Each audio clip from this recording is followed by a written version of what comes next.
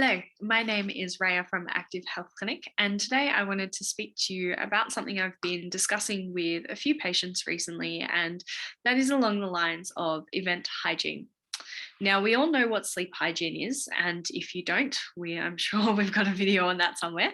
But I've been using the term event hygiene. Now, this is the idea or concept of how best to prepare for an upcoming event, whether that be a dinner, whether that be a hen's party, an activity, a lunch, whatever it may be, is that when we have a chronic illness, it can be incredibly difficult or anxiety provoking to have these bigger events. And it takes a lot to pace our day to day and our week, let alone these bigger activities. So one of the biggest elements around this is we want to take control of the situation rather than feeling like it has a control over us. And we want to have a plan, and we want to be able to support ourselves in the best way we possibly can so that we're as minimally symptomatic on the other side. So step number one is preparing for your event. So being able to have a look at what the event is itself, have a look at where that may fit within your baseline or where you feel like that may exceed your baseline. So your baseline, just as a quick reference, is what you can do in one day that does not significantly impact your symptoms the following day. So this is where we come back to that concept of pacing. So the first thing is looking at how big is this event itself. Now, that's not to scare us and to say don't do it, but it is the idea of how do we best prepare for it? We need to know about it. So the next step is being able to forward plan our needs. If we can prepare and forward plan, we can identify our triggers, we can identify where things may be challenging, but we can also identify where our tasks, our supportive tasks or our restorative activities may filter into that to support as best as possible. Now, every single one of my patients have heard me say this a million times, but it is not what you do, it is how you do it. So it's not as simple as saying we should do this or we shouldn't do this. It is looking at how we best support our body in doing these bigger events. So we want to prepare and we want to forward plan our needs. So this means that we may rest beforehand so that we're not already fatigued going into the event itself. That may be that we have a decent meal earlier on in the day and maybe a light snack before we go. This may be that we keep ourselves accountable to staying hydrated. This may be that we wear our compression socks or pants. So we want to prepare and we want to forward plan any strategies that may be supportive and helpful before, during, and afterwards. Now, the next step is we also want to identify our triggers. So triggers can be physical, they can be cognitive, they can be emotional, they can be environmental. So we really want to have a look at what element of this activity is going to be the challenging component. Now, that may be all of it, but within all of that is different contexts, and understanding that helps us identify what restorative activities may be appropriate, okay, what may be accessible. Now, that may be the difference of you wearing compression or taking your drink bottle with you or having noise cancelling headphones or sunglasses, for instance. So if we identify our triggers, we can have a look to see if there are any strategies that are going to help us combat said triggers or support our body through them. Now, the next step from there is, can we actually create a bag or a backpack of those things that we need? So that might be storing your drink bottle, storing some snacks.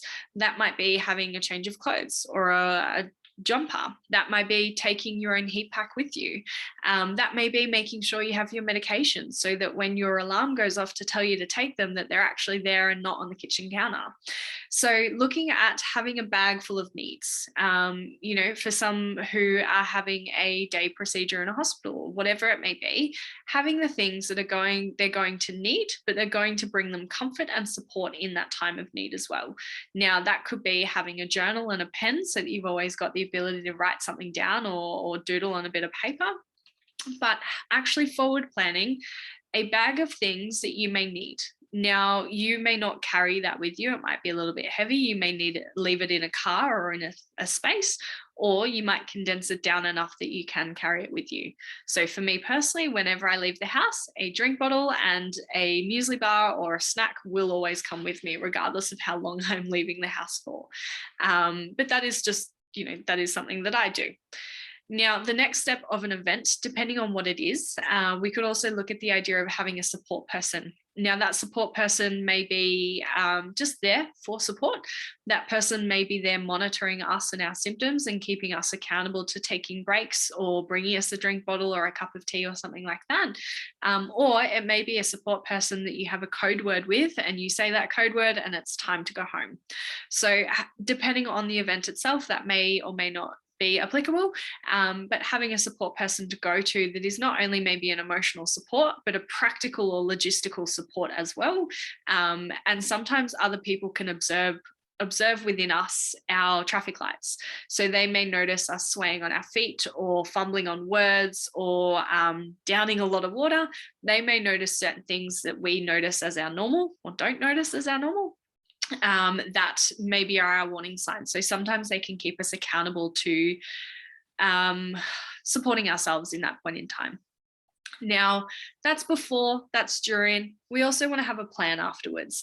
Now, a lot of the time, the plan is to go home and rest, which is certainly appropriate and needed, for instance, but we want to make sure that we're resting and recharging in the way that we need to.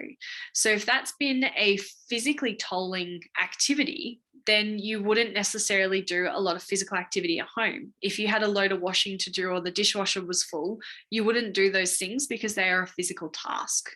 Versus you may be able to do a couple emails if you're not necessarily cognitively fatigued. So the recovery plan needs to match the triggers and needs to match your symptom experience as well, so that we can best and appropriately recharge in the way that we need to based on what we know about the situation. Now, when we focus on event hygiene, for instance, we know we set up a plan for before and during. We also set up a plan afterwards. And a lot of the time, I know for me personally, the setbacks that I knew that were coming or the flare-ups that I knew that were coming were much easier for me to manage because I expected them and I was prepared for them. The ones that we didn't know were coming are the ones that feel like we've been kicked in the stomach.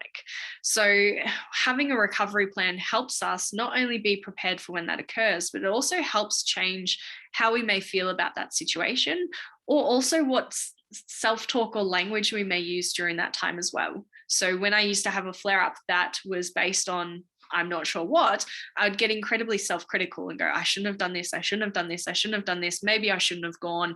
I start to second guess things and I start to sort of worry, okay, well now I'm going to be here for a week, 2 weeks, how long is this going to take to recover from?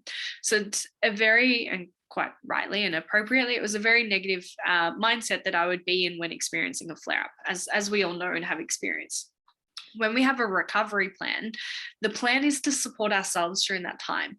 So not only is about recognizing our needs and recharging appropriately in the way that we need to, but it's also recognizing how to be compassionate and how to be self-soothing in whatever way may be appropriate in that point in time.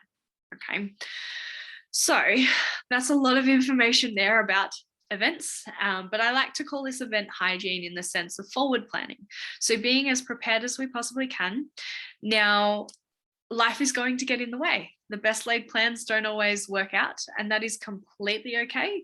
But the main intention behind this is being considerate of our needs, and it's being considerate of our health and having that as a stepping stone towards pacing and recognizing our needs and finding our balance wherever we can and wherever appropriate. So I hope you found this video helpful. I hope it hasn't been too much, but I encourage you to find your own version of event hygiene. I encourage you to find your own bag of supports, but knowing that you know your body best, you know your body better than anyone. And you've also, there's this beautiful thing called hindsight pacing. We've boom and busted plenty in the past and we learn from that and we can apply that in something that is upcoming as well. So it's also bringing you back to trusting that you do know what's best and how best to slowly and gently try and go about that in the best way that we can or that is accessible within that point in time. So I hope this helps. Feel free to share this around. And if you have any questions, feel free to reach out to Active Health Clinic. Take care.